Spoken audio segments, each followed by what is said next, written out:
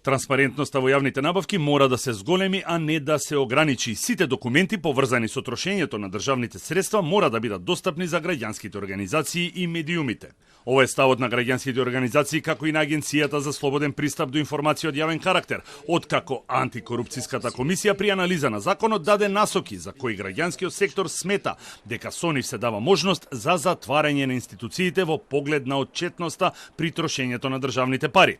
Антикорупцијската комисија бара да се преиспита членот кој ја регулира обврската за објавување на целокупната документација за јавните набавки и да се допрецизира поимот целокупна документација, за да не се објавувале класифицирани информации или деловни тајни. Во Законот за слободен пристап до информации од јавен карактер е невозможно да се предвидат сите информации кои што треба да ги објавуваат имателите. Информациите кои што треба да ги објавуваат произлегуваат од нивните надлежности. Значи, не може во законот сите закони да бидат опфатени што постојат во нашиот правен систем. Не сум сретнала во досега јавна набавка да се барало или одговор од институција дека имало деловни доверливи содржини, бидејќи во нашиот закон за слободен пристап до информации од јавен карактер не познава деловна тајна како исклучок од пристапот. Јас лично сметам дека било какво ограничување во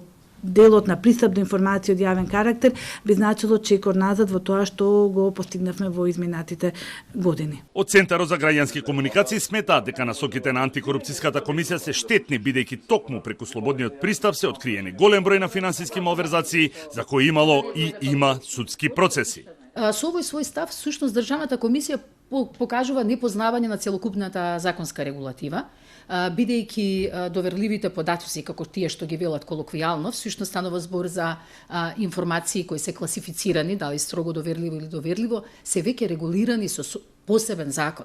Доколку се направат некакви измени и ограничувања, ние ќе им дадеме простор на институциите кои сакаат да ги прикриваат информациите, да се повикаат, ова се доверливи податоци и да го цитираат тој некој потенцијално нов член во Законот за слободен пристап до информации и да го ограничат пристапот до податоците.